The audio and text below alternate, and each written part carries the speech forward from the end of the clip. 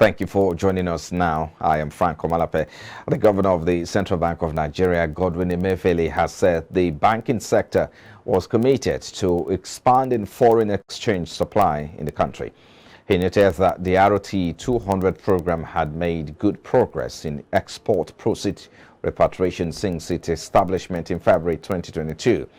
While speaking at the third edition of the biannual ROT 200 Non-Oil Export Summit with the theme ROT 200 Challenges and Prospects to Success in Lagos, he said the CBN decided to review the progress made so far from inception of the program and the first half of 2022 to date.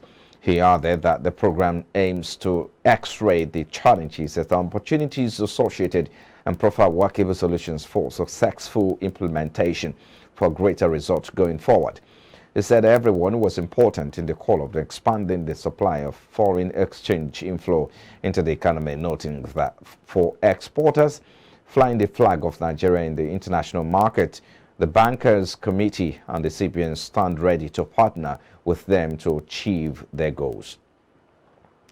And away from there now, the government will today raise about 360 billion naira in new borrowings as part of its regular debt issuance to finance budget deficit and augment national revenue. It is the last bond auction by the outgoing government of President Muhammadu Buhari.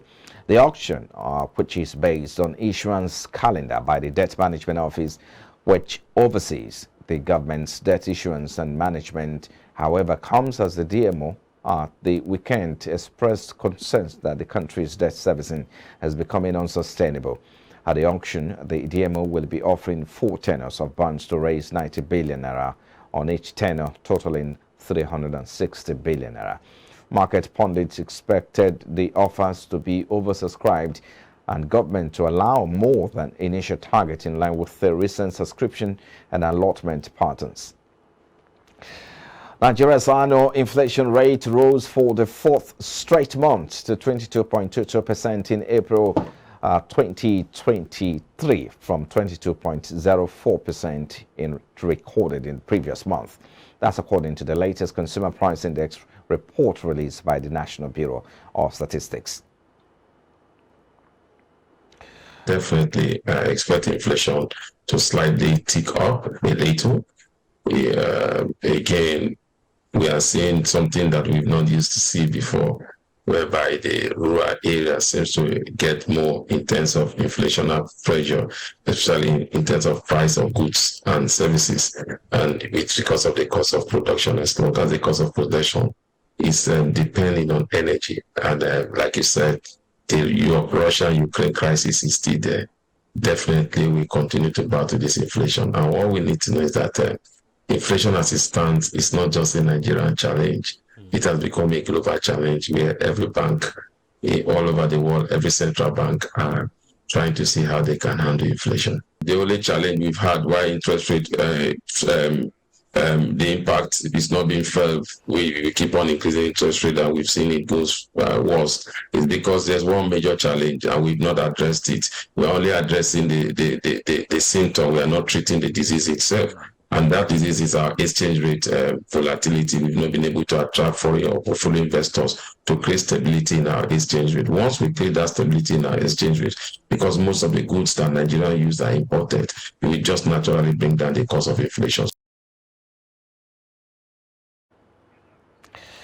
And in the meantime, the NBS report shows that April 2023 inflation rates showed an increase of 0.18 percentage point when compared to March headline inflation rate, while food inflation rate quickened to 24.61% in April from 24.46% in the previous month. Reacting to this development, investment banker and financial analyst Mukhtar Mohammed attributes the upward trend to unabated macroeconomic fundamentals still affecting the country's economic outlook. Mohammed, while speaking on iBrandTV flagship business program Business Breakfast, urged the monetary authority to reject any attempt of increasing interest rates to tame this rising inflationary trend, as economic implications weigh more than the benefits. Definitely expect inflation to slightly tick up a little. Again, we are seeing something that we've not used to see before, whereby the rural area seems to get more in terms of inflationary pressure, especially in terms of price of goods and services. And it's because of the cost of production, as long as the cost of production is depending on energy. And like you said, the Russia-Ukraine crisis is still there. Definitely, we continue to battle this inflation. And what we need to know is that inflation as it stands is not just a Nigerian challenge. It has become a global challenge where every bank all over the world, every central bank are trying to see how they can handle inflation. The only challenge we've had why interest rate, the impact is not being felt, we keep on increasing interest rate and we've seen it goes worse, is because there's one major challenge and we've not addressed it. We're only addressing the symptom, we are not treating the disease itself. And that disease is our exchange rate volatility. We've not been able to attract foreign or portfolio investors to create stability in our exchange rate. Once we create that stability in our exchange rate, because most of the goods that Nigeria use are imported, we just naturally bring down the cost of inflation. And now the assets under the contributory pension scheme rose by 590 billion naira in the first quarter of this year, figures from the National Pension Commission have revealed. The figures disclose that the asset rose from 14.99 trillion naira as of the end of December 2022 to 15.58 trillion naira as of the end of March 2023. This was according to the unaudited report on pension funds industry portfolio for the period ended 31 March 2023, comprising of the approved existing schemes, closed pension fund administrators and RSA funds, including unremitted contributions at CPN and legacy funds. According to PENCOM, 65.44% of the funds, totaling 10.19 trillion naira, was invested in FGN securities, while the rest of the assets were invested in corporate debt securities, money market instruments, and mutual funds. PENCOM also disclosed that the retirement savings account membership stood at 9.9 million in the period under review. And in the meantime, the Securities and Exchange Commission has said that the safety of investors and their investment in the capital market is one of its reasons for initiating the regulatory incubation program for fintechs.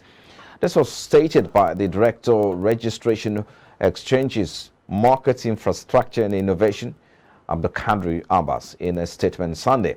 Abbas stated that the regulatory incubation program was designed as an interim measure to facilitate regulation of fintechs activities to conform to capital market rules. According to Abbas, it was an interim measure to ensure that the fintech ideas that conform with investment activities as defined in Investment and Securities Act 2007 could be assessed before being onboarded into the regulatory incubation program. The SEC director said the commission, through the RI, was providing an avenue where fintechs could test their ideas without affecting the market integrity, adding that one of the other objectives was to be able to create an opportunity to solve an existing problem in the market. Abbas disclosed that before the launch of the RI, the SEC had been engaging with various fintech applicants, some of whom were existing capital market operators. And now the Minister of Finance, Budget and National Planning, Hajia Zainab Ahmed, has said that the National Development Plan of 2021 to 2025 has been designed to secure the future of Nigeria, including satisfying the requirement for the attainment of the Sustainable Development Goals 2030. According to her, the National Development Plan will ease constraints that had hindered the economy from attaining its full potentials, particularly in the product mapping space, and expunge obstacles to business. The minister said this during a forum to measure the performance of the plan. The event was attended by the Special Advisor to the President of Finance and the Economy, Dr. Sarah Alade, the Minister of State for Finance, Budget and National Planning, Prince Clem Agba, and Permanent Secretary Nebo Lisa Anako. On his part, Agba said the plan was carefully done to ensure that it was not seen as an agenda of President Muhammadu Buhari, federal government of Nigeria, and all Progressives Congress, but of Nigerians.